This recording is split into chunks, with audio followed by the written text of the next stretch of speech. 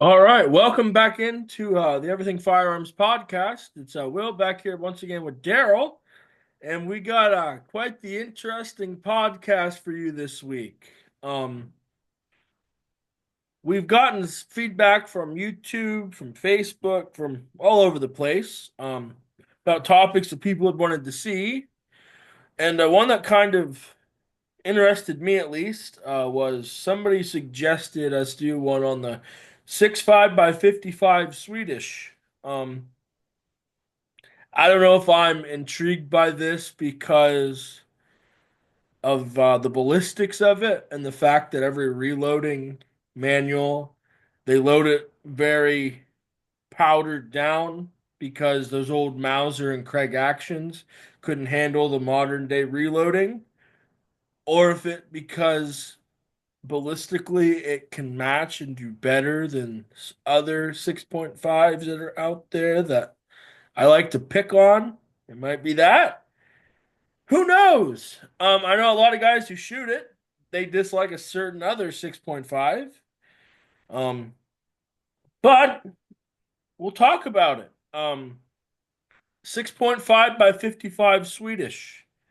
Um, I believe it was developed in 1891, obviously by the Swedes. It did not become their service cartridge until 1894.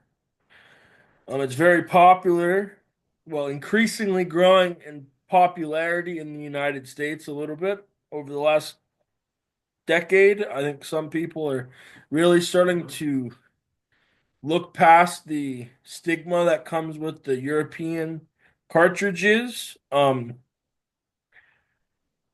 you can really do a lot of stuff with it. I think that it's very interesting. If you go out on if you can hunt in a place where they use bottleneck cartridges and not straight walls or the other regulations out there, if you go out hunting on the first day, it might be very hard to come across somebody with a 6.5 by 55 Swede. So if you have one and you hunt with it, let us know about it down in the comments below. We'd love to hear about it. But I guess I'll let you talk and explain some more about the 6.5 by 55 Swede. You're probably not probably more versed to talk about it, so I'll let you have the floor. So, just like Will said, 65 by 55 Swede, been around a long time now. The guns that it had been designed for were of a relatively strong design. However, back then, we didn't really know this stuff.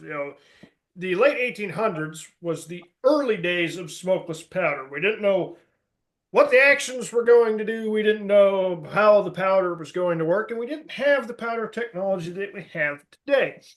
So, generally, when you're looking at reloading manuals, they're pretty watered down. So, to give an example, Hodgson's reloading site has data for the 6.5 Creedmoor and the 6.5 by 55 Swede in the same 120 grain Nosler ballistic tip bullet. The highest velocity listed for that bullet in the Creedmoor is 2997. Whereas if we go over to the Swede data, the highest velocity here with that same bullet is 2938, despite the case being slightly bigger and having slightly more case capacity. The average pressure on the Swede is lower than the Creedmoor, but when we start shooting modern rifles, there's tons of modern rifles chambered in this cartridge now, and we're starting to see more of them come over from Europe. One that I'm familiar with is the JP Sauer. I think they call it the JP 100. Just your typical, hunting bolt action rifle. Great rifle for the price too. But we're starting to see more modern designs coming over from Europe now, chambered in the Swede.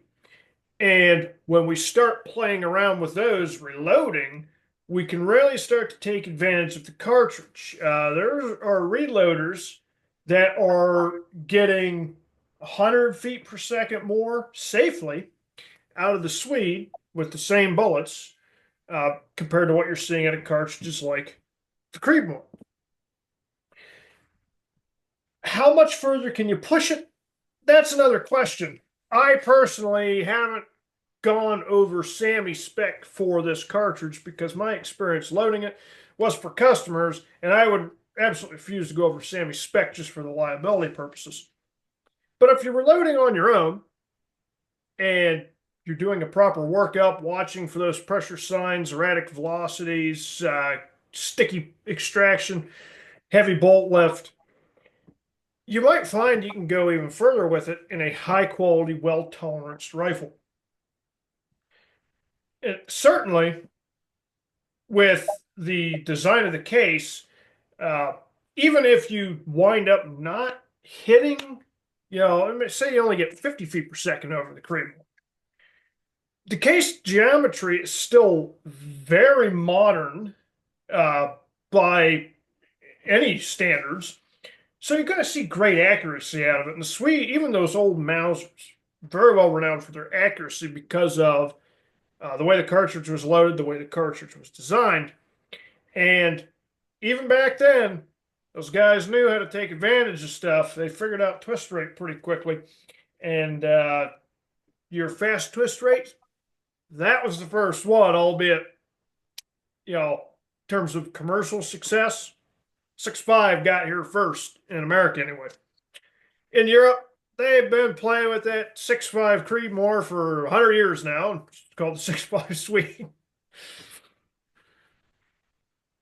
Yeah, I think that when you consider the stigma of that comes with the Europeans, especially back in the 1900s, 1940s, 50s, even though it's 50 years after the cartridge was developed, you get these guys who probably, the America does everything the best. It's America's superiority, American excellence. I don't know. When you look at the Swedes and the Germans and even the Dutch, you look at all these different European countries, and the stuff that they're really doing is well, we're doing is fascinating, and um, I don't know. I mean, I know people who have taken deer with the 6.5 by 55 Swede. It's you know they're always reporting clean kills. Um, it kind of makes me think of that famous meme that goes around on the internet it's like Native Americans hunting Oh, and yeah. they're tracking the blood and they're like deer was hit but will live and the guy says why will it live and he says it's because it was shot with a 6.5 Creedmoor and you know you see all the people who get you know uneased about that in the comment section. I've killed 13 deer in 3 years with my 6.5 Creedmoor, and it's a great round. You just need to learn how to shoot better. And you know, as much as I like to pick on the 6.5 Creedmoor because of its hype and people hyping it up and the influencers and all the people who went out and bought it and they got rid of all their guns just for a 6.5 Creedmoor, and you hear stories like that, and you hear just as many stories of people who get rid of the 6.5 Creedmoor. But it's an excellent cartridge. Um, by all means, when you're using it, what it's designed for, it's accurate. You can match the ballistics with a 243. I mean, that's just been proven. You saw that last week. Um, like you were saying, the Swedes developed it 100 years prior, 120 years prior than what they did. So I can understand why people would be like, well, I've been shooting that, for the last 60 years. You put this in you put the 6.5 by 55 Swede in like a Remington 700. There's people who have done that. And they can get excellent velocity. They can really push the barrier because those actions are very good on pressure. Um, but yeah, maybe the 6.5 by 55 Swede is a rifle that I have to look into getting just because I have to own a 6.5. But I can tell you which one it will not be. It will not be the Creedmoor. Another fun one that I don't hear much about is the 6.5 by 50 Jap. That would be a very interesting one. Now, you run into a couple of problems with 6.5 Jap, and we're not being culturally insensitive here. That is legitimately what the cartridge is called. It's a 6.5 Jap because it was made by the Japanese. You pick up a box of ammo from any country of 6.5 Jap, and it's going to be stamped 6.5 Jap. Uh, the problem with the 6.5 Jap and the 7.7 Jap as well were their velocities. Um, Compared to other cartridges of the time, they were pretty dang weak.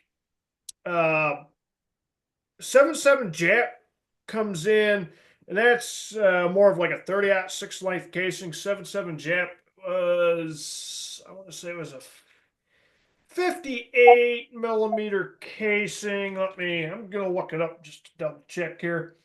Yep, 7.7 by 58. I knew I knew it.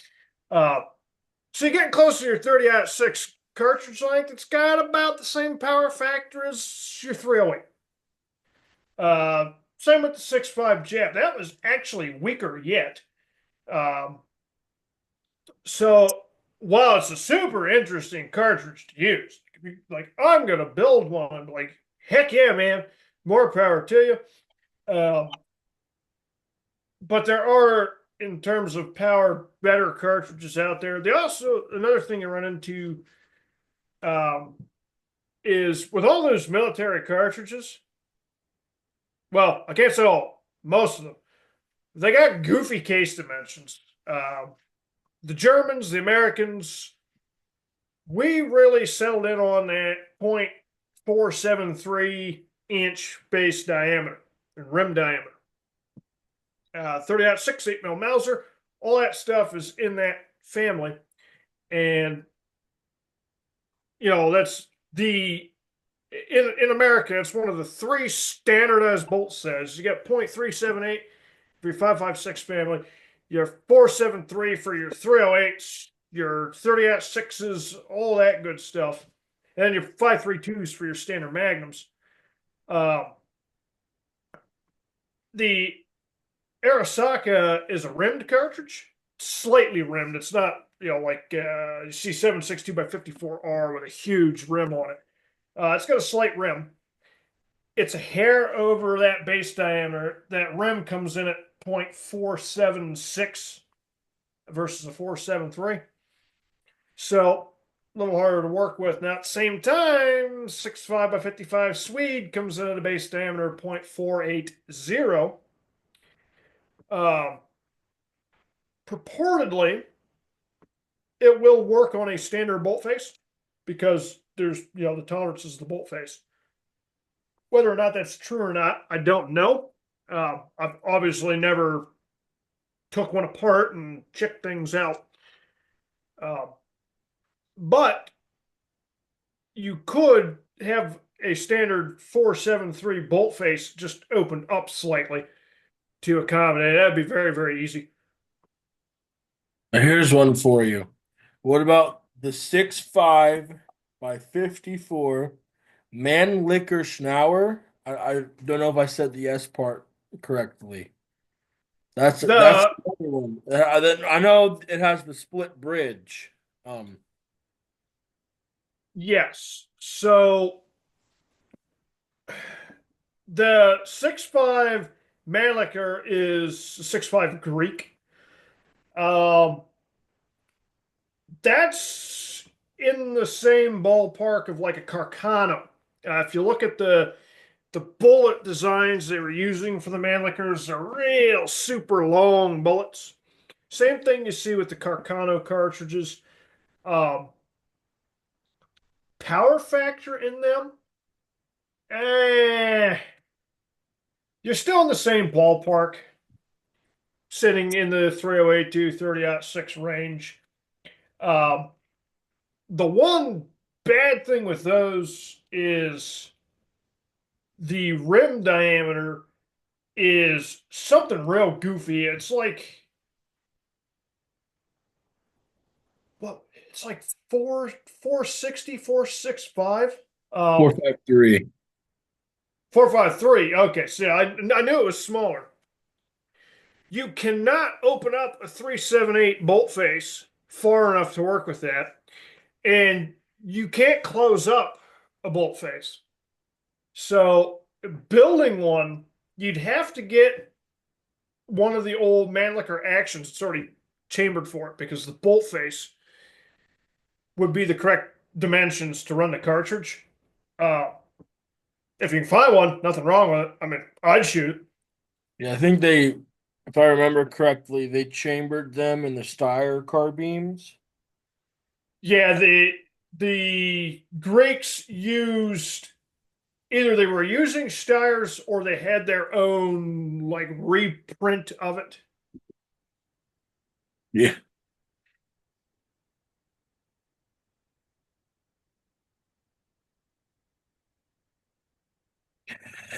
Yeah, they definitely the 6.5 is a caliber that a lot of obviously there's been a lot of development with. A lot of Wildcats have come off of it. Um, like the 6.5-06. You get the 6.5 Remington Magnum. That's another fun one that you don't really hear a whole lot about. I think obviously, because the sevens and the 30 calibers are more they are more harder hitting. They just do more for what you're looking for. But yeah, I think the 6.5 by 55 Swede though, not that I'm biased or nothing. Never never shot one. Think it'd be fun to have one. Maybe the best one of those 6.5s. And here come the Creedmoors and the Grendel guys. Oh, you can't bring the Grendel guys into this discussion. That, that's even worse yet. I mean, yeah, they're using an even smaller, like I Yeah, think what 4.38 or something like that. It's something. using Comrade Kalashnikov's Magic 7.62 by 39. Yeah, yeah, they.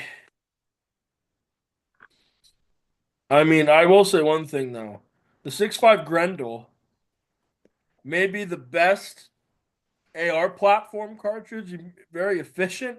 So that has that going for it. But other than that, I mean, I don't got much positive to say about it because it's a different sphere in a way. It's The not a fair comparison. the semi-auto guys will always have a distinct disadvantage in that regard because there's only so much you can do with an AR-15, an AR-10 platform. Um, you can bleed off as much gas as you want. You know, any cartridge of that length can be made to work. Yeah, The problem is magazines. Uh, you can't modify. You know, once you start talking about getting outside of the dimensions of those two actions in any direction, you try and take a 6.5 or the AR-15, scale up just a bit. Try and take an AR-10 and scale it up just a bit or down a little bit to try and use one of the more in between size cartridges. It's not going to work. You get into millions of dollars of R&D. Um, there are companies that are making 30-06 length actions now. Um, Bear Creek, I think, is making one. So let's look here. Is it Bear Creek? Yeah, it's Bear Creek. So they're making one. And Bear Creek, in the semi-automatic realm, widely regarded as being junk, junk, junk.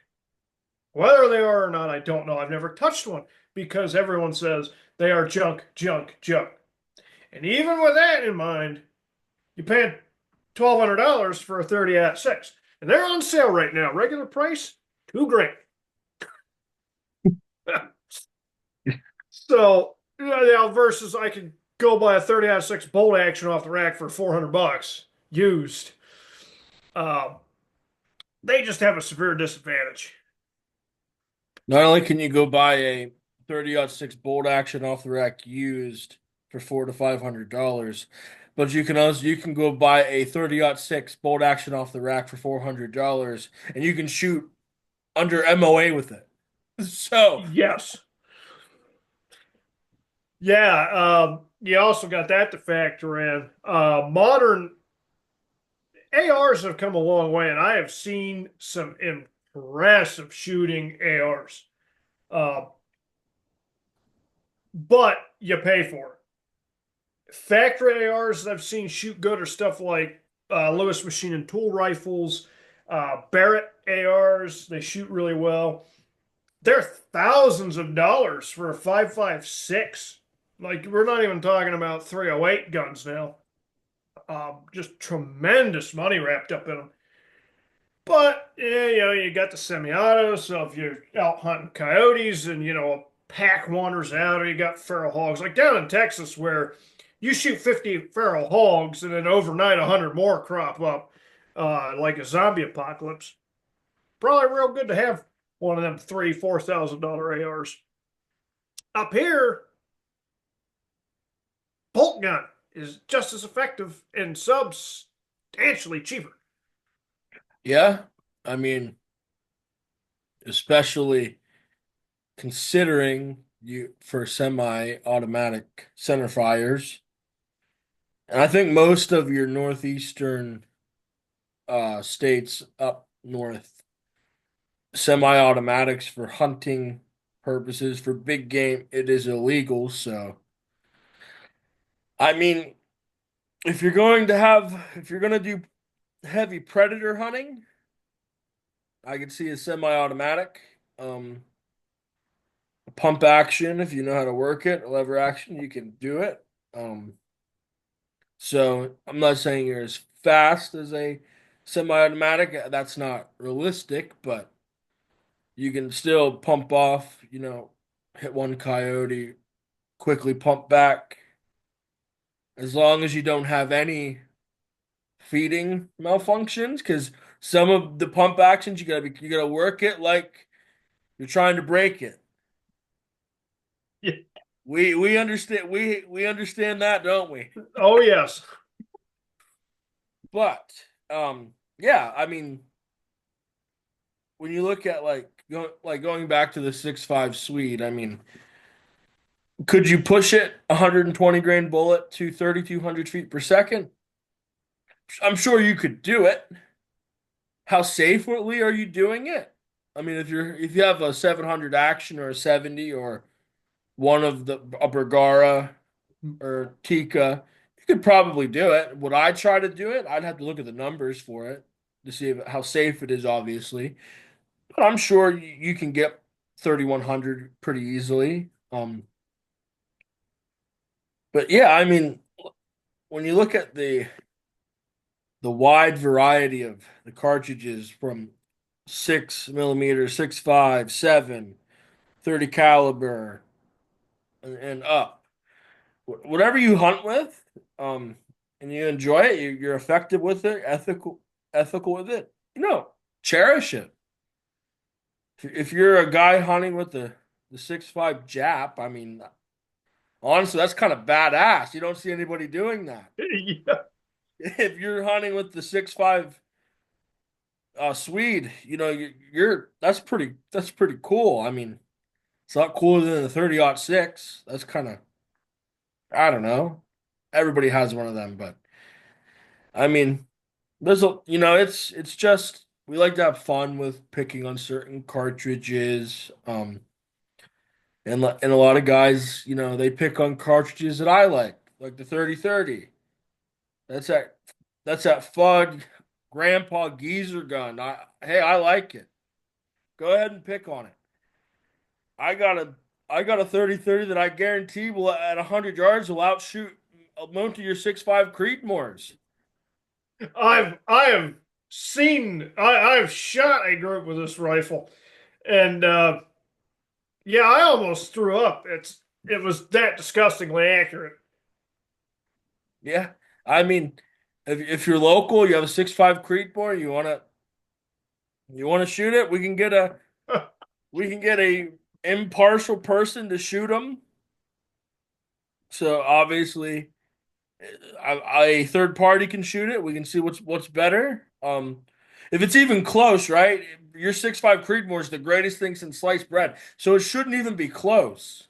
But hey, we can have fun. But but yeah, I mean, moving away from 6.5s, we can look at some other stuff to talk about here. Another thing that I've been told, by multiple people, they want to hear a little bit about handgun talk. Um, Now, I'm not the most well-versed individual when it comes to the handguns. I'm a rifleman, so I, you know, I have handguns. I carry. Should do a lot more practice with it, for sure. But yeah, we can talk about some handgun stuff. When you think about handguns, would you say for carrying purposes, concealed carry? Now, this is not a recommendation. This is just the most popular. I don't want anybody come. Well, you made me. You told me to carry a 9 millimeter, and I got into some kind of altercation, and it wasn't effective for protecting me. So this isn't whatever you know you're capable with your skill set. Some people can shoot a 45 better than they can shoot a 9 millimeter because they're used to the heavier frame or whatever. But for somebody looking to get into carrying for concealed carry, would you say the 9 millimeter would be probably the best route for them to go? That depends. The reason I say that is in terms of cost effectiveness, which of course translates into carry compliance and training compliance, 9 millimeter is probably the best thing you can buy out there. But you've got two caveats to look at. The first one being, do you have any handgun experience at all? And if the answer is no, you need to start with a 22 pistol. And a lot of people are going, oh, but I didn't do that, and I carry a 9. So I won't go into details as to how and why. Uh, I have some professional training with handguns. What we find is if you have no handgun experience at all, even if you are shooting the 9 millimeter capable enough to make it work, once pressure starts being applied, your accuracy goes down the tubes. Starting with the 22 and learning the the hard fundamentals like sight alignment and sight picture, proper breath control and trigger control, and buying an absolute pile of that ammo and practicing and practicing and practicing with it is paramount because you need to build enough repetition and enough practice that if you have to deploy that gun, it's that first shot is just second nature. After you get that, when that adrenaline burst starts happening and you've got that first shot ripped off, things are going downhill from there. So you need as much training and repetition as you can get, and 22 is the way to start. There's no recoil, negligible recoil, I will say. So you're not going to be developing bad habits like flinching or anything like that. And if you are flinching, it's very easy to work yourself out of that with a 22 and then start working your way up to something bigger. And then obviously transitioning into your next gun needs to be something you can continue training with. So if you've got the money to start with a 380, full size 380, because even some of those real tiny 380s, super snappy. The recoil impulse isn't pleasant for a lot of new shooters. Uh, Another great way to learn because you bring the recoil up a little bit, or maybe even a 22 mag. Just bring the recoil up a little bit more.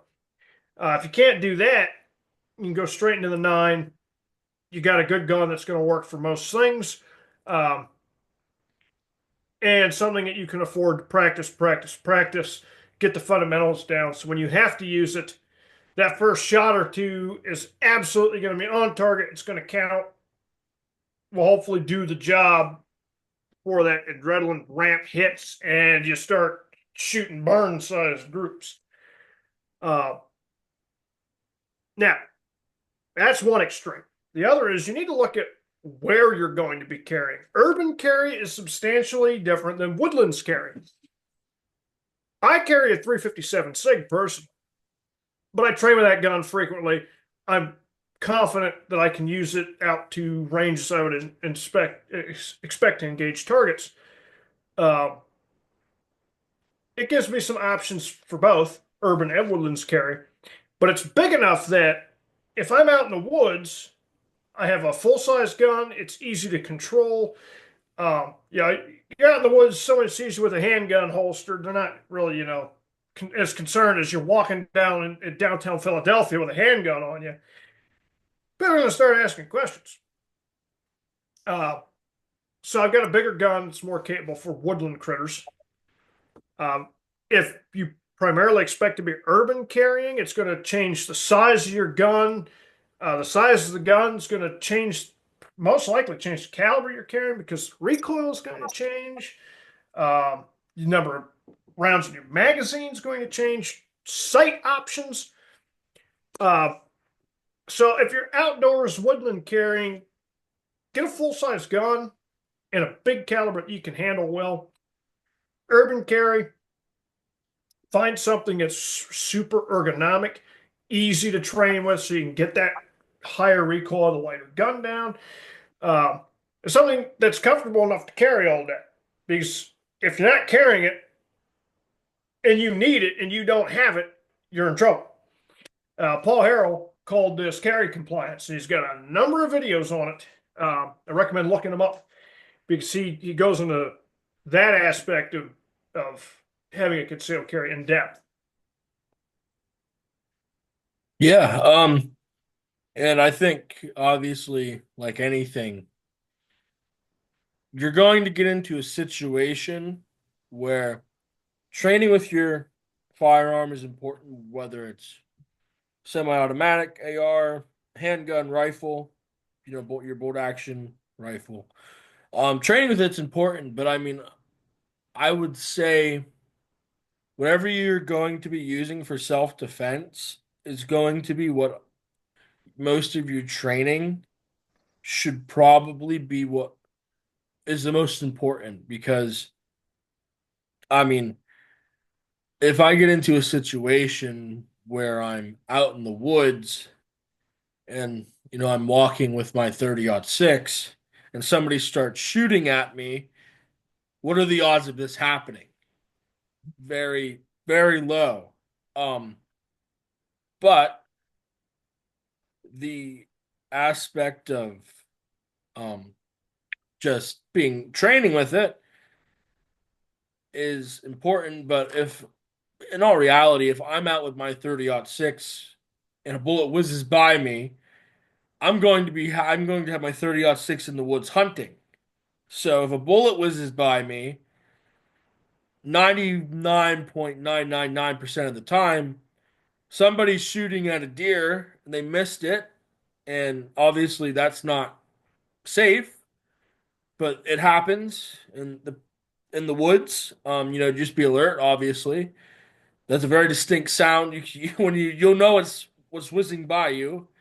Um, but from the aspect of handguns, or your home defense gun, which for me, the best home defense gun, in my opinion, is the shotgun, most versatile. Um, for most people who might be looking at the shotgun because might be women, smaller framed individuals, a 12 might be a little bit too much for you if you're a female and you're looking. So definitely look at the 20 gauge. The 20 gauge is very manageable recoil, especially, that's a lot of children's first small game shotgun is a 20 gauge. You in that it's gonna protect you. Um, you can look at the tactical ones with the smaller barrels. Don't saw off a barrel. Yeah. But the tactical ones going around, you can go around corners. You can do a lot of stuff that you can't do with a full length shotgun. Um, but yeah, I mean, just protecting yourself is very important.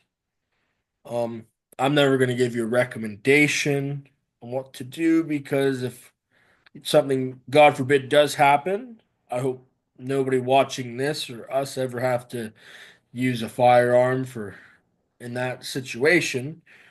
But, we just want to make sure people are safe ethically. And there's a lot of like important stuff to keep in mind of with what that comes with training, but also doing research. So, a former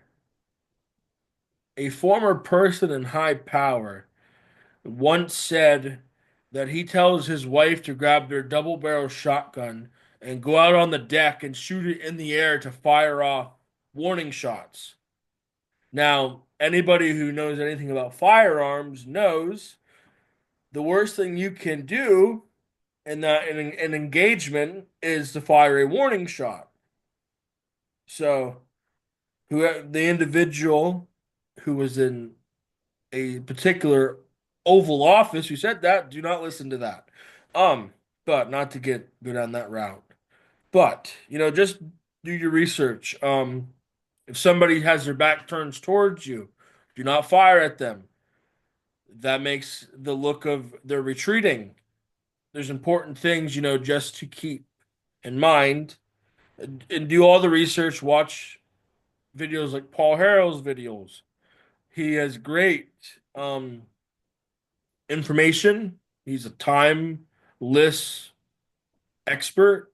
Um, he has experience in shootings like that, so he has real-time training, and he can speak to you're going to experience. You're going to be anxious. You're going to be, you're not going to be like Daryl was saying. You're not going to be at your best.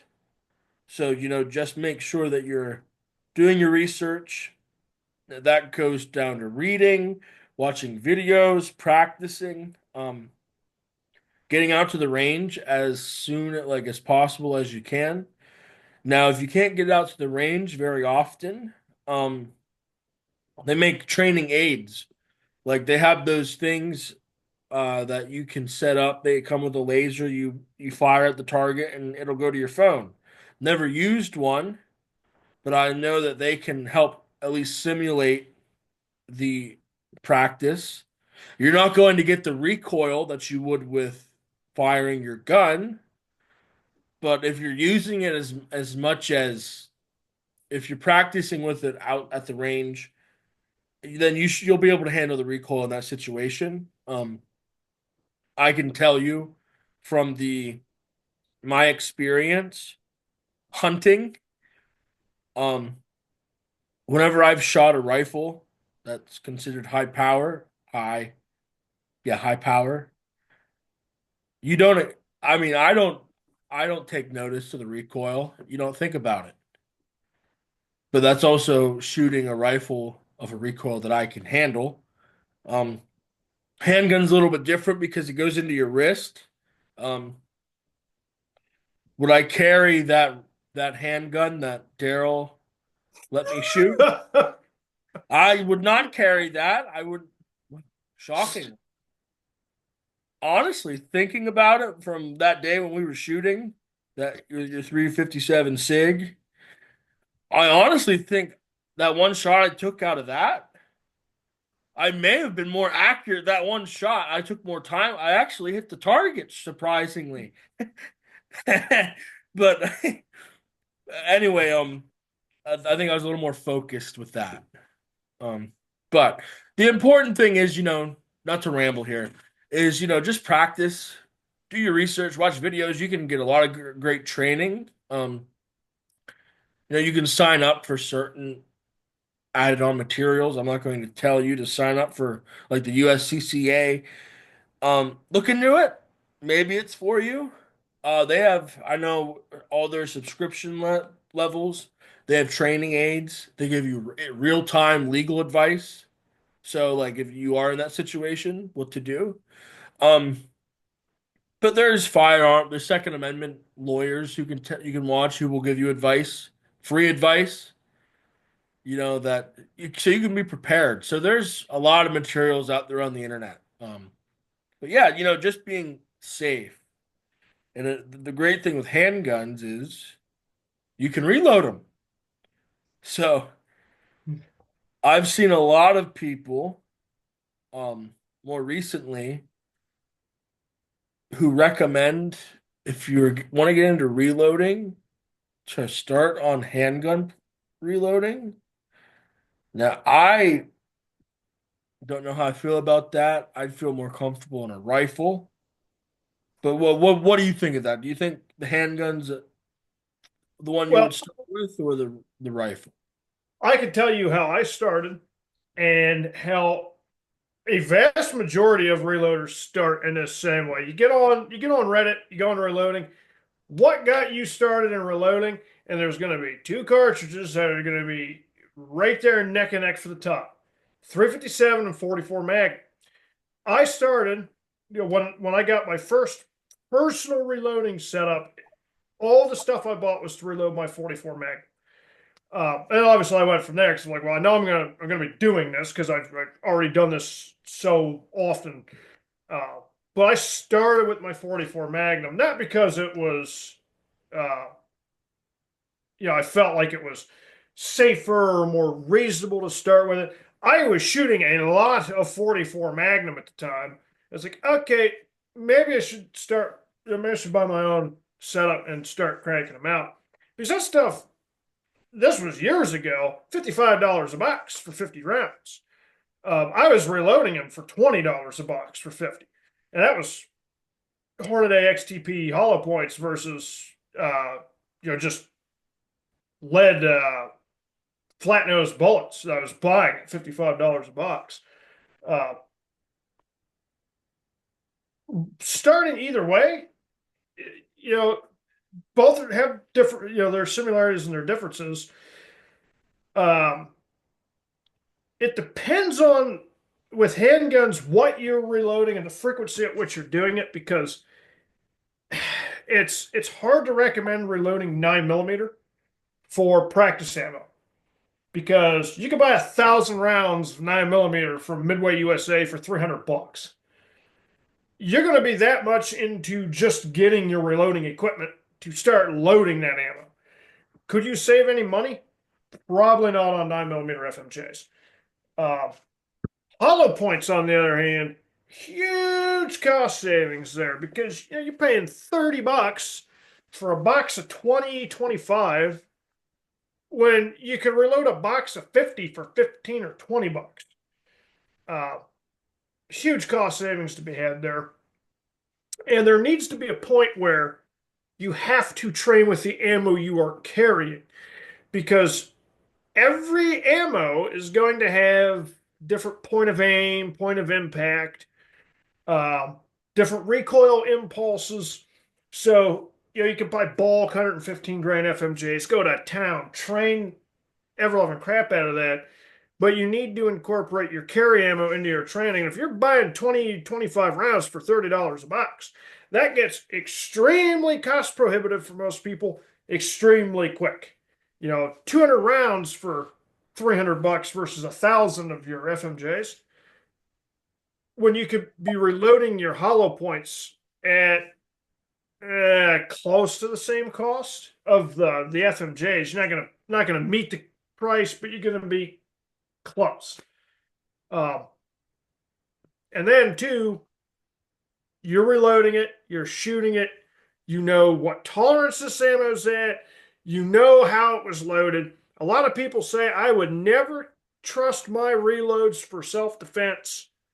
That's all I carry for self-defense is my reloads.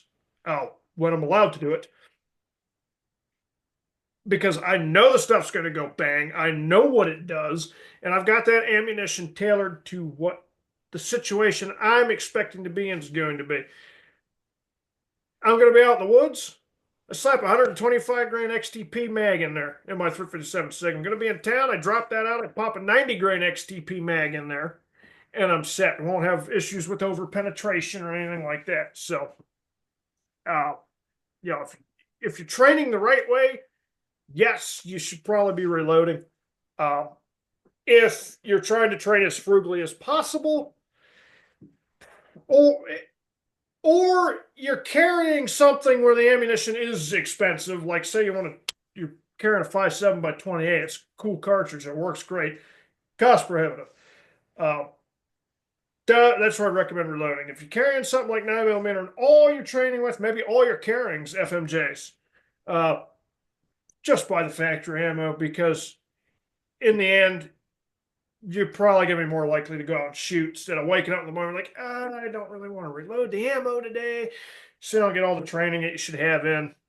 Uh, you know, that's my opinion on the matter anyway.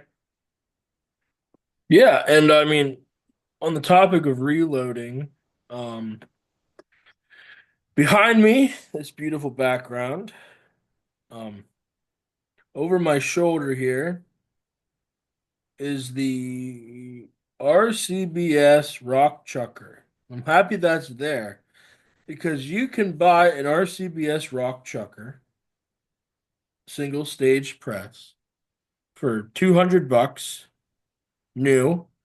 The Supreme runs, I think, 300. You can get the whole kit for like 400, which comes with everything you need with all the primers and the deburring tools. It comes with all that stuff. But it does not come with the dies. But on that notion, if you buy this right here and you get your 9mm dies, if you shoot, save your brass.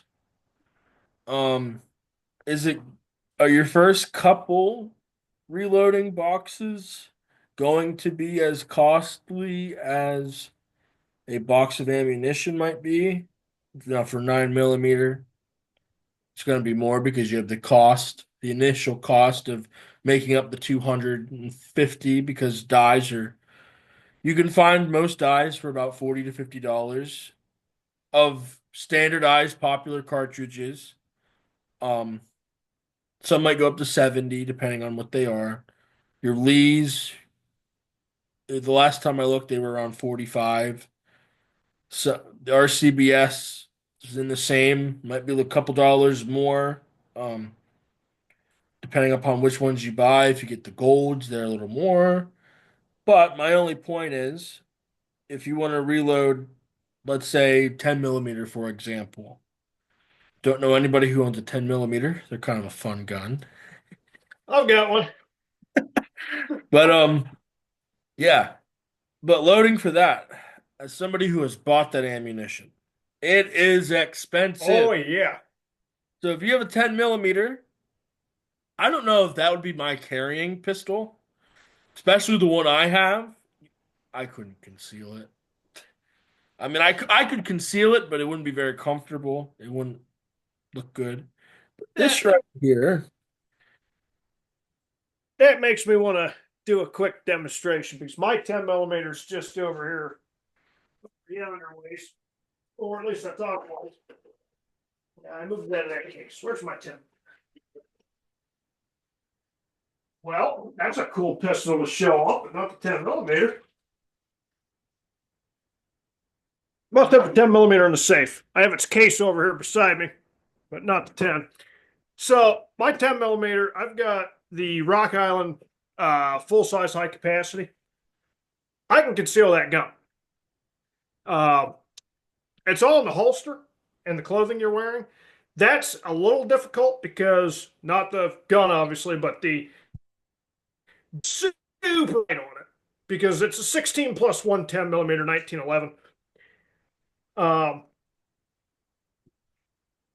I can conceal it reasonably with a vest on. So I've carried that around town a few times. Well, for my purposes, the one that I have, I can't conceal it. It's too. It has a six. You're yeah, yours is a little bit more aggressive, I'll say. Mine is a great. No, not for Pennsylvania, but mine is a great Alaskan carrying gun. It is perfect for that. But yeah. But the topic of reloading, you can reload. Like I said, your first initial, you have the extra cost of the dies, the press, powder, brass if you don't save it. But anyway, after the first two, three, four times reloading, the cost goes down. You can really factor all that in. The nice thing about this rock chucker behind me, even though it's $200, there's reloading presses that are more expensive than that. So keep that in mind. But this rock chucker will last you probably your entire life. If you maintain it, if you're just reloading for your pistols, then it's going to, or your rifles. I bet you it lasts you your entire life. I think this one over here that's cutting off a little bit. You'd be better, more well versed for it. Over here to the right, I think that's a Redding one. I'm not entirely sure. You might, Yeah, that you're talking about the powder measure over there? yeah, Yeah, that's absolutely Redding's standard powder measure. yeah. So, like I said, Reading, you're compared to RCBS, you're more of a higher end. Um, yeah, higher end. Trying to think of the way to put it. Higher end reloading components. I will say comparative to reloading, you have single stage, you have multi-stage stuff. If you're going to get started, start with a single stage. Um, The uh the RCBS kit will, like I said, will come with everything you need besides dies. So you got to keep that in mind. But that could be a video to do, maybe a reloading kit that might be cheaper than the RCBS one. You can definitely put a better kit together for less money. Um, Obviously, you gotta know what you're looking for. You gotta know what deals to find. Yada yada. But if you know what you're looking at, or you have somebody to help you, you can definitely get something better for the same money, or maybe even a little less. Yeah, but I mean, I think the RCBS kit is a good place to start, just in my opinion. If you don't want to do the research of finding the cheaper stuff, or if you don't know where to start, you can get started reloading for anything that you want to reload for. Um, that's commercial standard. That's, I would say, very easy to acquire. Some of your more obscure calibers, finding brass for it can be a little difficult. Um, Particularly one that I've, just for the fun of it, the video will drop tomorrow. But 8 millimeter brass, very, very, very hard to come by. Oddly enough, um, 338 Remington Ultra Mag brass, very, very, very hard to come by. Oddly enough, surprisingly, 300 Rum is a little more accessible.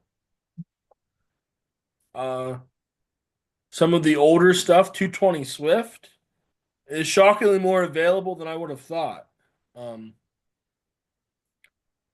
Now, I will say this: when it comes to reloading, if you believe the hype, when you eject a 6.5 Creedmoor round out of your bolt action rifle, once that brass hits the ground, it will reload itself.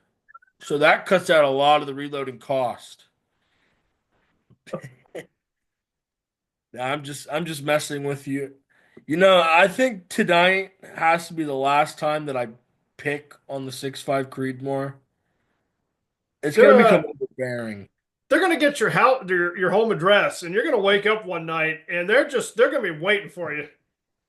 It's my dad used to say they're gonna have a blanket party for you. You know the problem with that though?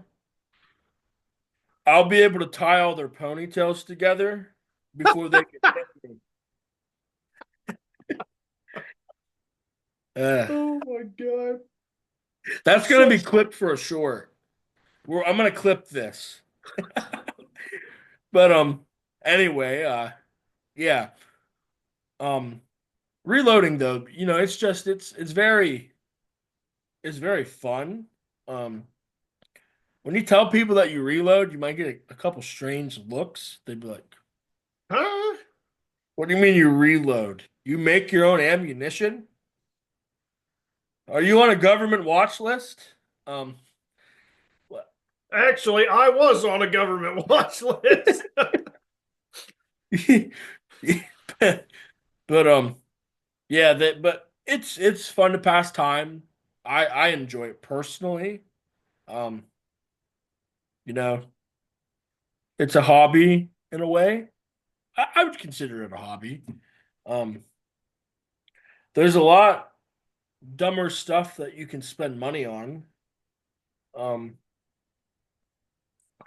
I mean, some people look at like, well, I collect baseball cards and that. Some people collect figurines. When you collect rifles, reloading components, it's the same thing. But obviously, the best thing to put in a reloading kit if you're going to buy, I don't know if the RCBS it has to. They have to come with a reloading manual, don't they? If you buy the bigger kits, yeah, they usually will have some manual with them. They probably have the Lyman or the Lee. Well, I guess they wouldn't have the Lee. They wouldn't have the Lee. There's very few people that would say in the professional industry that say that Lee Buck's worth more than toilet paper. Yeah. Yeah, they don't do pressure stuff. Correct. Or at least they used to not to, and considering the cost of the equipment, I'm guessing they probably still don't. Yeah, I mean, like I've always tried to tell people, whatever your bullets are.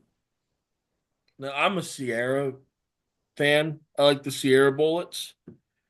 So the reloading Bible, as they call it, every bullet company typically has one. Um, I go to the Sierra reloading manual. I like it. It's kind of unique. They have it in the binder. A lot of people don't like that. I like it.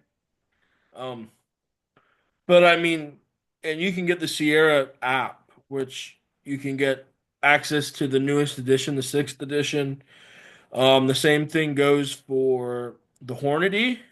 I would say Hornady has the best app. They have two different ones. They have one for reloading data for both hand loads, rifles. They'll give you history on it. In fact, the thing I like the best, I think, between Hornady and Sierra, those are my two main go-to reloading manuals. Just pulling up on my iPad here, the Hornady app. What's the cartridge should we go to? Because they give you history of it. They give you pressure test. They'll tell you the rifle that they tested it in. So if it's a Let's do an interesting one. See if they got it. 250 Savage. 250 Savage. Cartridges were once named by caliber, powder charge, and bullet weight. that not only made sense but conveyed a lot of information. Thus, the designation 4570, 500 named a 45 caliber loaded with 70 grains of black powder and 500 grain bullet, sometimes called the 253,000 because it, before we get the rest of it, it went over 3,000 feet per second. I think that was like, for the time, it was wow. Um, the 250 Savage name has to do with neither powder nor the bullet weight, but rather with the velocity original factory cartridges could develop. When loaded with 87 grain bullets, 3,000 feet per second muzzle velocity, like the 4 minute mile, doesn't seem very fast to us today. But in 1915, when the 253,000 was introduced, it was noteworthy accomplishment. A note, sorry. It was developed by Charles Newton. Um, skipping through it, uh, though it managed to remain popular after the introduction of the more popular 257 Roberts in 1934, it could not withstand competition from the new 6MMs introduced in the mid 1950s. However, in the 1980s, Remington chambered their limited production 700 Classic and 253,000 Savage. Think about how far we've come. The 1 in 14-inch twist of the 250 Savage, however, will not stabilize our 110 grain or heavier bullets, which is funny because the rifle Hornady used to compile this information, a Thompson Center Encore Custom. Pretty cool. The barrel was a 26-inch with a 1 in 10 twist. The case was Hornady because why would they use anything else? The primer was Winchester, bullet diameter obviously is 257. The maximum COL is 2.515, maximum case length 1.912, case trim length 1.902. So that's a good one. But yeah, you can figure out a lot of good stuff. I mean, and then they will also they test multiple rifles. And then the one thing that I like, we can go down to, I know this one is here because we go to 223, one that I reload for pretty heavily. I know the 222. Uh, or do they not have it on this one? Let's go to 222. Okay, this is the one that I like. So the 222 Remington, very famous old varmint round, got killed because they wanted something new. 223 came out, became military, standardized in 5.56. We all know the story. Killed the 222. Anyway, thing I like about the um, Hornady reloading manuals is they will tell you what they used it in. This was a Remington 700, a 1 in 14-inch twist. So, could you imagine if we bumped that 222 Remington down to a 1 in 7-inch twist? We could shoot probably 90 grain bullets. I don't, they'd take up most of the case, probably. 75 Yeah. would be better. According to them, they're loading up to a 60 grain bullet. That's pretty uniform. But the thing I like about them is they will tell you like this. Care should be taken when using the 60 grain hollow points in the 222 Remington to see that the bullets are stabilizing properly. If you bump that down to a 1 in 10 from a 1 in 14, you would stabilize it a lot better. Anyway, the 60 grain hollow point is intended for the use in the faster 22 calibers, and many times a 1 in 14-inch twist and 3,000 feet per second will not stabilize this bullet. My entire purpose of going to the 222, I knew it was either in the 222 or the 223, and it's in a lot of them. The powders that gave the most uniform velocities and best accuracies throughout the 22 calibers were IMR 4198, VIHT N130, N135, and H322. This cartridge has been a favorite of varmint shooters and bench rest shooters alike because of its excellent performance characteristics. So, I like that Hornady will tell you this because they will tell you IMR 4198. Let's say for some reason they said IMR 4895. They will tell you what they've seen good results with. Does that mean it will shoot good out of your 222 Remington? That's not a guarantee, but it's something you can look at. We could run down to the local gun shop and buy two 223, whatever we want to look at. Let's say we buy two 223.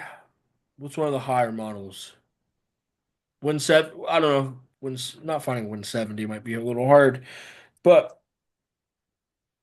let's say we could find a 700. Yeah, it's Remington's, probably reasonable. yeah, we could find, let's say we run down 5 minutes from my house to a local gun shop.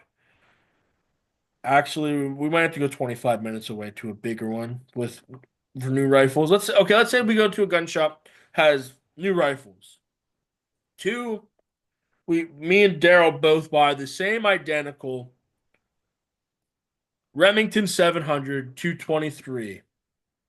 We take it out, we reload the same exact way, we get the same, let's say we use 4198 powder. I'm not going to tell you how many grains. I know what I use personally, but I'm not going to tell you because then you can go out and blow your gun up and you say, "Hey, that Will on that podcast told me not to do it, told me to do this." So go to your reloading manuals, be safe with it. Let's say we use 4198. We reload it, same exact one because we want to be uniform. We take it out to the range. At 100 yards, we shoot it. Mine might shoot half-inch group or better. His could shoot 2 inches just because for some odd reason, why ever that is, that firearm does not like that certain combination. I've seen it with 760 Game Masters. I have a family member who shoots his 30-06 760 Game Master, 180 grain bullets will shoot a big group. But if he goes down to 150, you have a tighter group. Now mine will shoot the 150 or the 180 about the same. So why that is, that's for somebody better than me to answer. But the important thing is that's where you get the fun with reloading because you can test and you can develop stuff and you can really tweak stuff and figure out what works for your gun because it's going to be unique to it. So I don't know. That's an interesting thing that people don't consider. Um, well, we got into reloading here. I kind of like this. We just go with the flow, see whatever comes to Yeah. mind. Um, on the topic of this, I was showing you a video of a couple of gentlemen who work for a company that I used to wear a hat in there a couple weeks ago. Huh. Wonder if we go back and watch the previous video. You didn't go back through and edit those out, did you? No, but I would never. But anyway, a couple guys were talking about, well, the rule of thumb for the Barnes copper bullets is um they were at 1,800 feet per second. And that was well above the expansion. But I think if we do go back a couple podcasts, I think I asked you at that point. We're right for full on expansion. We're about what 2,000 feet per second, and you had said yeah. When a very seasoned reloader, who's very well known in the YouTube space, had said that 1,800 feet per second was well above the published data for the expansion of those bullets, this man's face, his jaw dropped. This he I've asked him some questions about stuff because he's my go-to guy for ballistics and stuff. And unless I'm talking on the phone and I don't know if I've ever said anything that's made your jaw drop.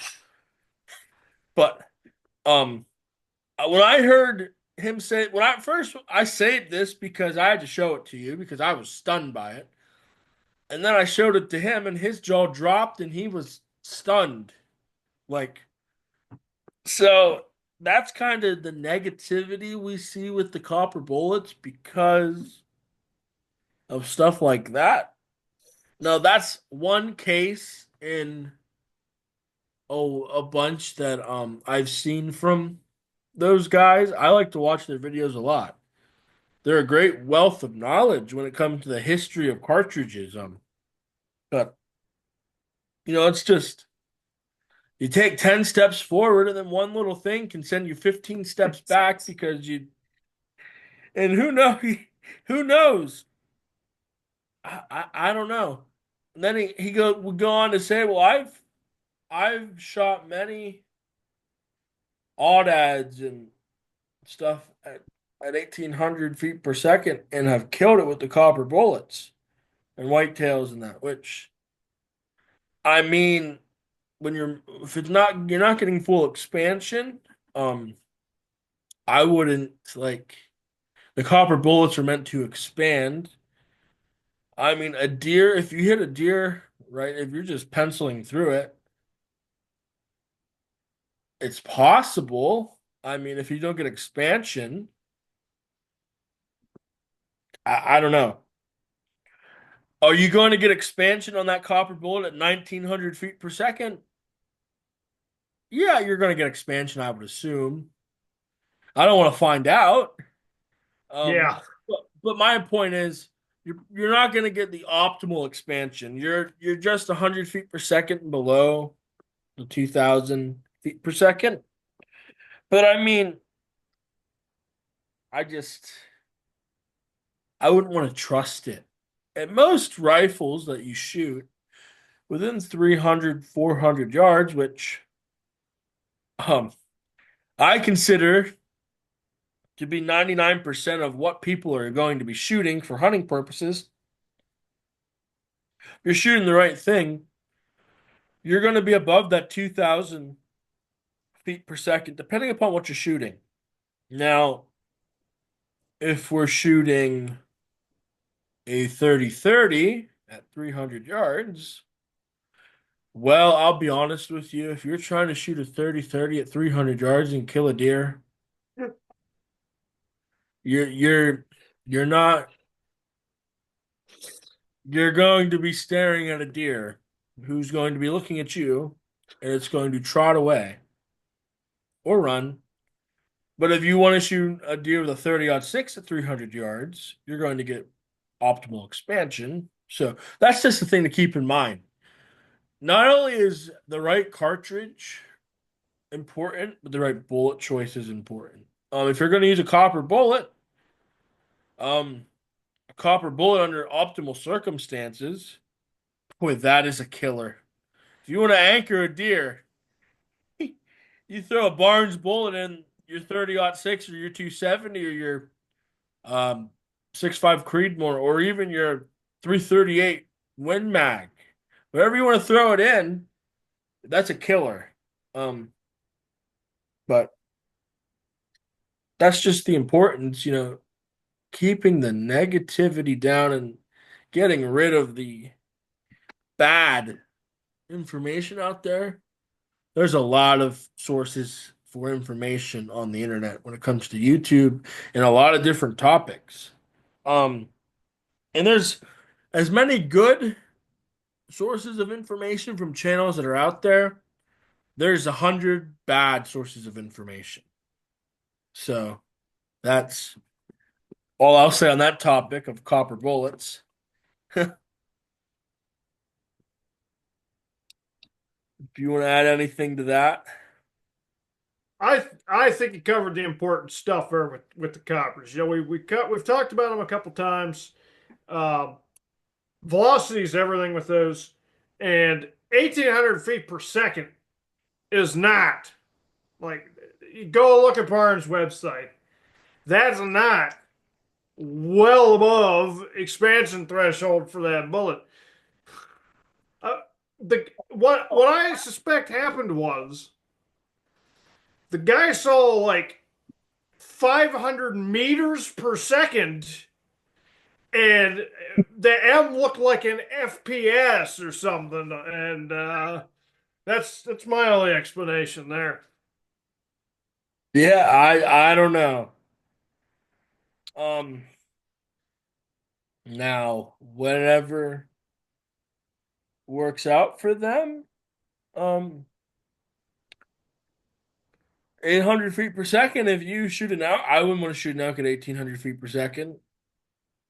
Um, wouldn't be my go-to choice, but That I like 458 Win Mag, I'd shoot it at 1800 feet per second, maybe. yeah. Like I said, I like pushing bullets as fast as I can, stabilize, getting maximum energy, getting maximum penetration. I like it. I like it a little fast. I that's why I have a 22 250. The 22 250 may have some work done to it. May who knows what it'll end up being? Most likely an Ackley. Um or Swift it maybe. Who knows? The only thing is, to quote a famous troublemaker in the firearm community, use enough gun. Use enough not use enough gun, but um there's a whole I made a blog about the 25-06. I'll put the link down in the description. I'm working on another one for checking your barrel. That's an important one too. Instead of use enough gun, I think a fun project could, unless it's already been done, everything that comes to my mind, I'm 70 years too late.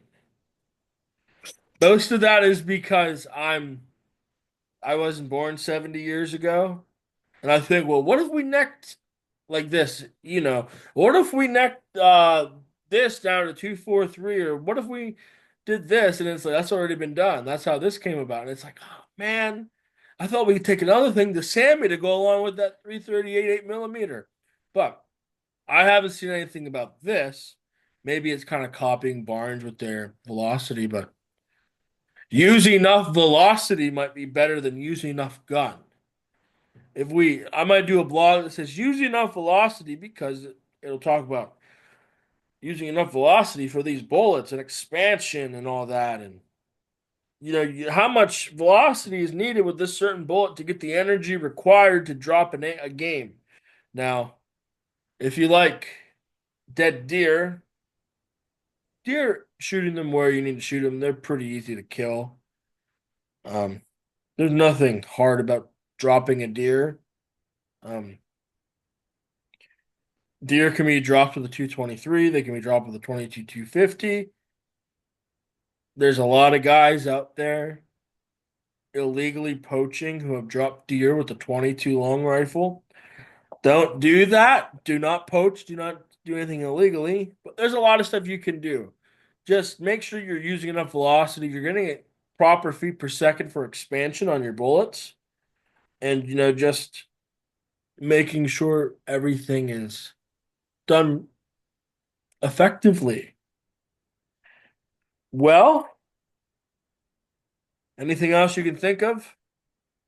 Well, I got a fun little thing. I was looking for that 10 millimeter to show it, and I opened up a bunch of cases, and I pulled out an oldie but a goodie that I haven't shot in a while, and I gotta have to get you out and shoot this thing. This goes right along with talking about reloading your carry handgun. This is in my opinion, a fantastic carry handgun that you're probably going to have to and or want to reload for because you can't buy hollow point ammunition for it, at least reliable hollow point ammunition. You can buy FMJs, you can buy them all day long, they're not terribly expensive, and they put in some serious work. But that pistol would be this little guy right here. Also goes into all these mill circs we've been talking about. This is a Russian Tokarev.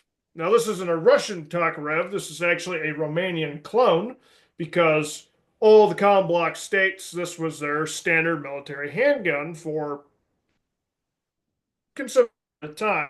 Uh, The Makarov is what eventually replaced this.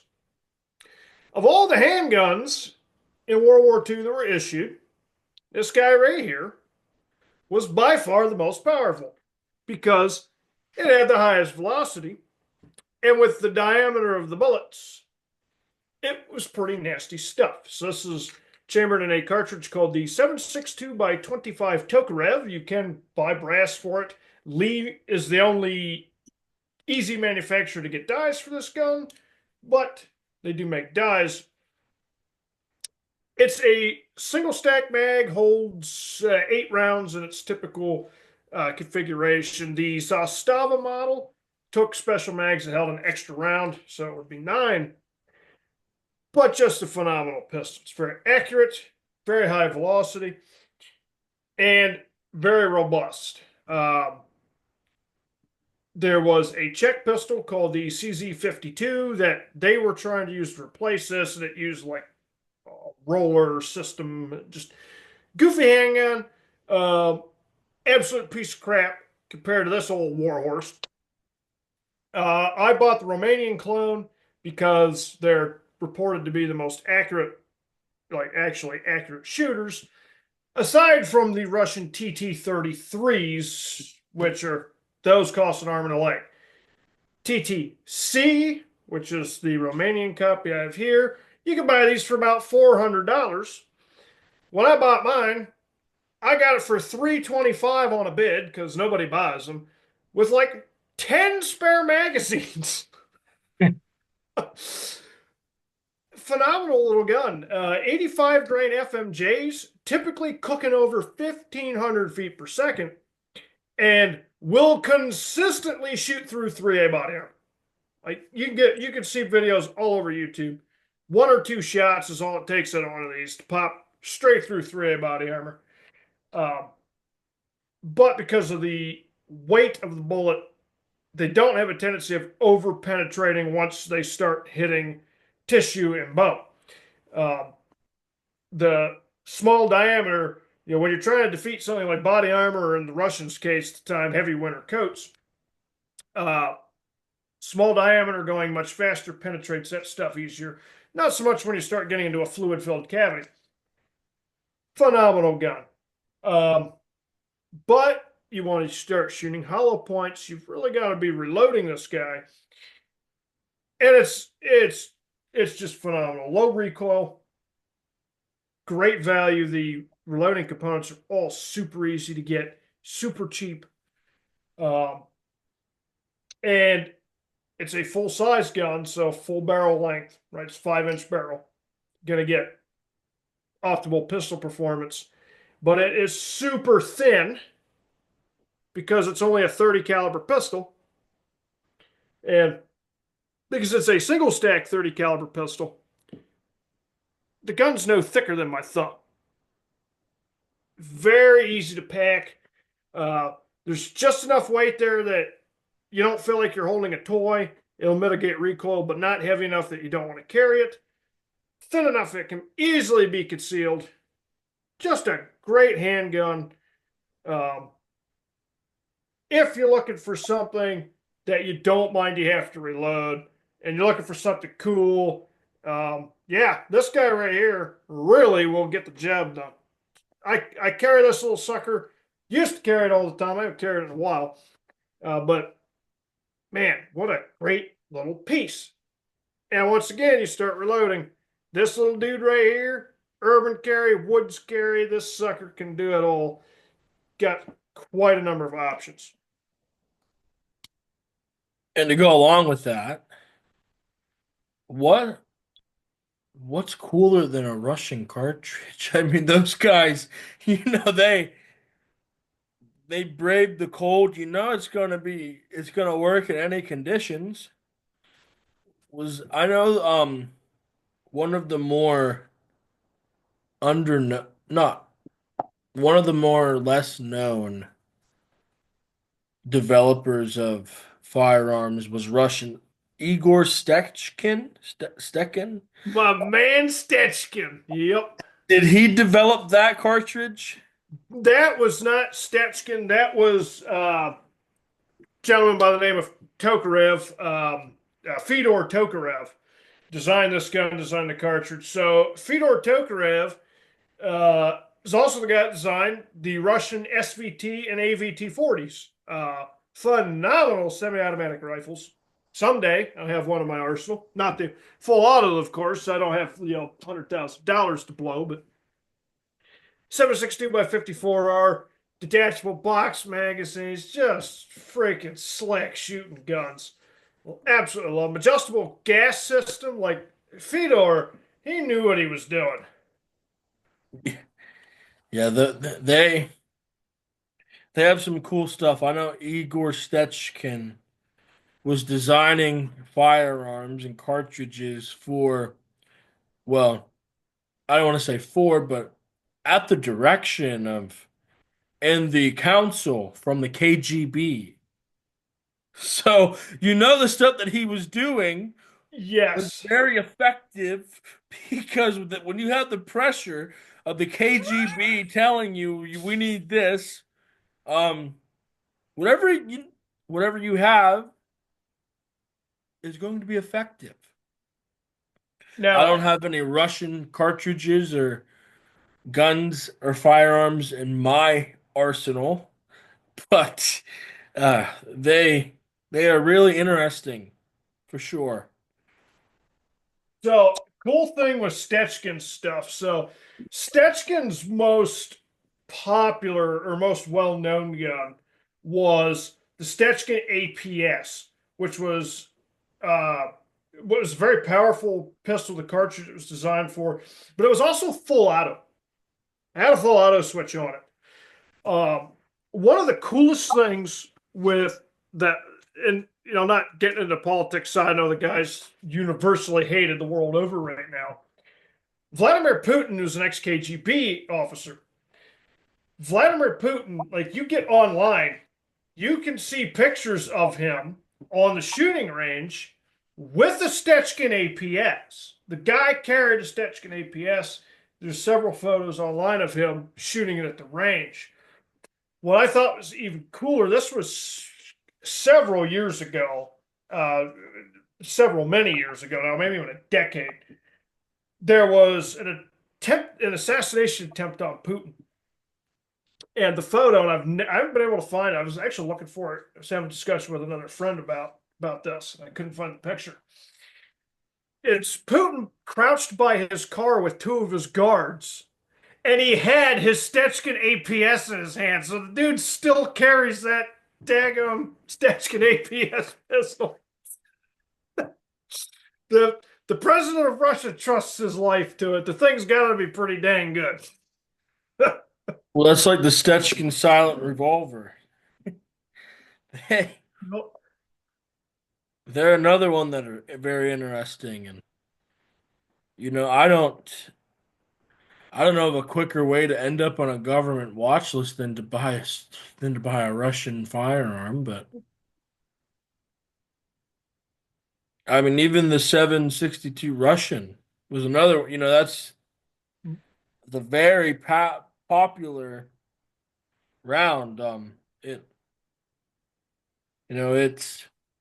was involved, unfortunately, in a very popular, well, a well-known assassination, and just so much. That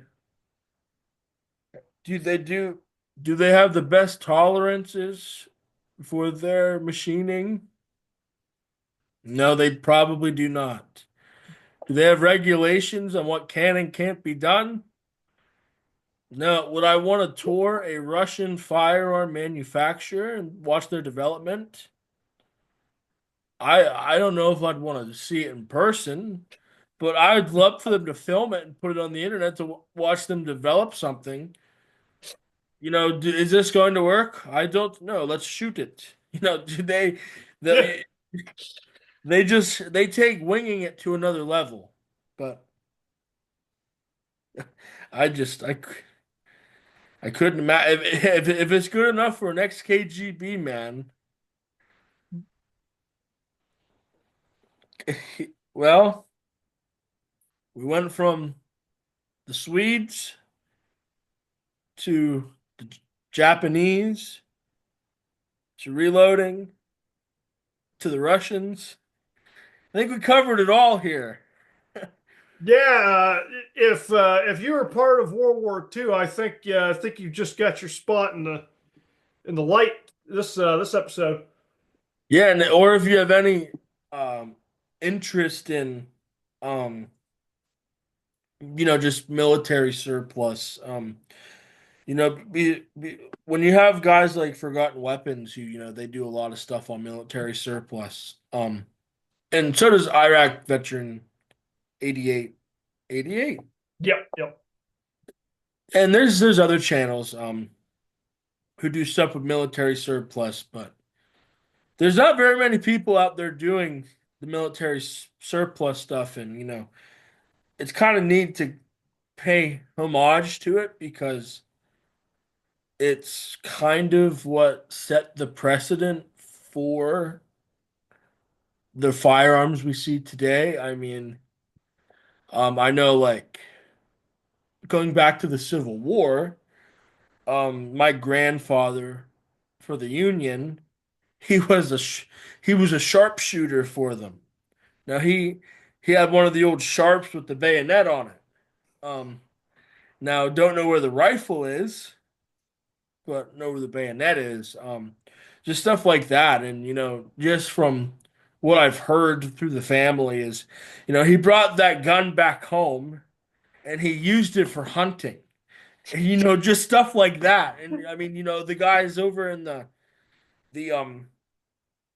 World War II, they whatever they use, like the M1 Garand. I mean, there's people places who hunt with an M1 Garand. I mean, what I guess it's practical, especially back then if that's what you use. But I mean, you see like the military rounds, like 7.62, the 6.5 Swede, the aught six, the 308, the 223, the 5.56.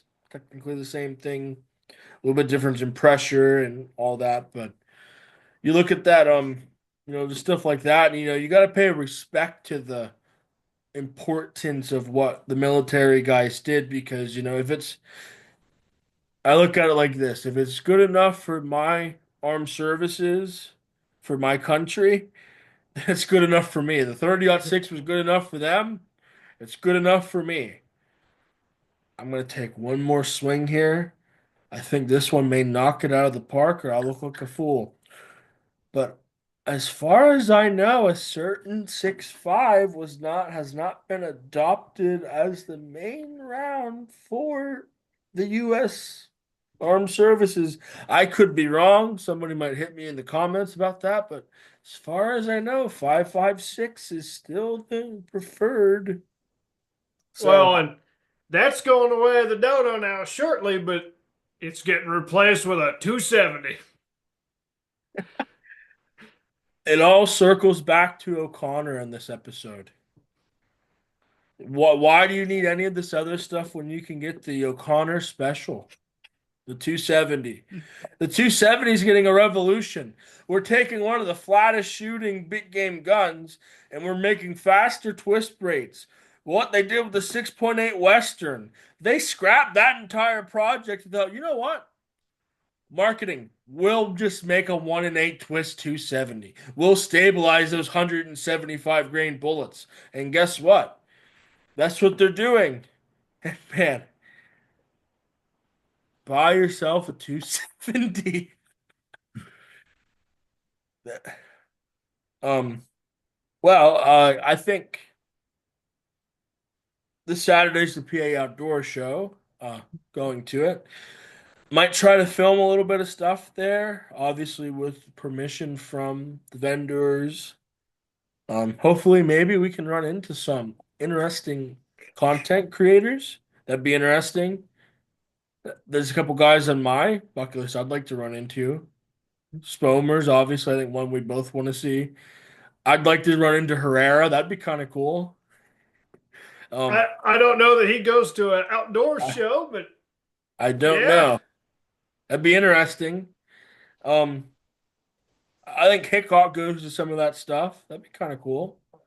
Um, the one person. I do think we there could be a very good chance to see is Gaston Glock. His widow goes to a lot of that stuff. Really? Yeah, she was at the SHOT Show with Hickok. No way. Yeah, yeah, you could see the photos out there. And Hickok, he's like 6'7", 6'8". And this woman, I'm telling you, she has to be 6'2" or 6'3". She is standing next to Hickok and not in heels or nothing, and she is almost like, no, obviously not almost as tall as him, but I mean, running into her though, Gaston Glock, he's was in his 80s or 90s, and she's only 45, so that's Wow. crazy. But I thought that was very interesting that she's still going, like she's involved in the firearms community, but there's a lot of different people you can run into with that kind of stuff, and you can get some valuable information. A lot of vendors, a lot of Alaskan guys are going to be there, like guides and stuff like that. Be interesting to talk to them about some of the stuff, grizzly hunting and looking at their prices. That could be, just different stuff like that. But should be a fun time. I don't know how much will be recorded for it. Tomorrow there will be a video dropping. When it goes live, I think the thumbnail will be enjoyable for everyone. Um, but got some other stuff coming. Um, yeah. And then with Daryl, he has his channel in the works. We are we're around the corner with that. I've been working with my marketing guy. Um, we've got our domain registered. We've got the YouTube channel created. I'm working on some social media outlets. We've got footage recorded. I mean, you and I have gotten a bunch of stuff done. I've got some other stuff recorded. We're hoping that we will have the first video uploaded middle to end of February. My marketing guy is also doing video editing, a bunch of stuff for me. We're trying to make sure we got good quality, um, making sure we hit all the points that need to be hit without me rambling because we all know how I am. Hopefully, you guys will be able to get some good knowledge over there once we do have it up. Yeah. And I think it's going to be a great wealth of knowledge. Far better than anything I'll put out. So definitely go out and check out Daryl's channel when it comes up. We'll have to when that comes up, this podcast, we can maybe look at a third party YouTube channel for it. We can come up with something for that. Where it can get posted to that, and that'll be something interesting. It can shift over to there. This channel can be directly for the infield stuff, the breakdown of the ballistics here. Um, but yeah, I think it'll be fun.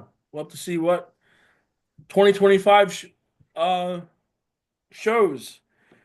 One final thing I did want to touch on was a certain individual, very, very, very repetitive in the comments, which is a great thing. Mr. Chuck from Shoot Straight. Oh, sorry about that. Well, we just gave away the not mean to do that. Whoops. But anyway, I'll mute my phone down. Sorry to the guys over at a certain optics. But Okay. anyway, we'll go back to the last podcast. Comment from Shoot Straight LLC, Chuck. Um, he said, after watching this video in great detail, I'm interested in seeing more of these cartridges featured on your channel. Well, not in the field, but we just talked about a bunch of them. 6.5 Swede, 6.5 Japanese, all the Russian ones. They're kind of cool. Creedmoor was talked about again. I think a cartridge versus cartridge would be a nice touch for your content. I think that would be very interesting.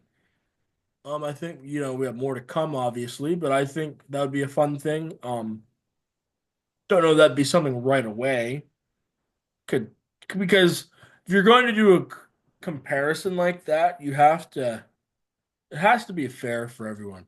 So you have to have something that's very comparable rifles, comparable um environment, so 100 yards ballistic shot through them. It wouldn't be fair to shoot a 26-inch barrel 30-06 and only shoot a 22-inch barrel 270. I think the results may shock you, but you got to make sure it's as even as possible because if you're going to do that kind of stuff, it has to be even, has to be a fair chance for everything. Because if you don't do that, then it's kind of pointless because there's so much scrutiny that can come out of that. But we could maybe do some stuff for it. If it comes down to like rifle availability, it might only be a 24-inch barrel against the 22.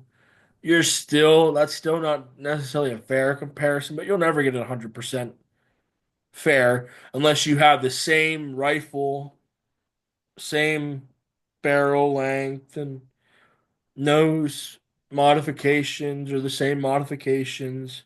So, we can work on something like that, but also we could run the numbers, chronograph it, shoot ballistics. There's a lot of stuff you can do. You can look at the other side of that is like the availability of it. That's a big one. 270, it's available. It's becoming more available now that they're really developing. It's getting a revolution, which is kind of cool.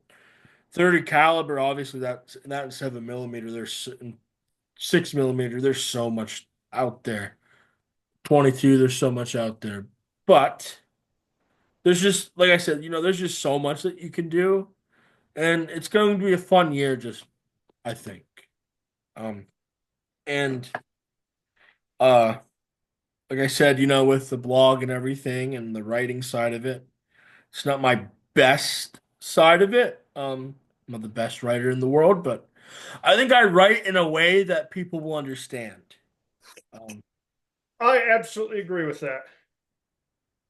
Not that it was very professionally written, but I think it was in a way that people could relate to.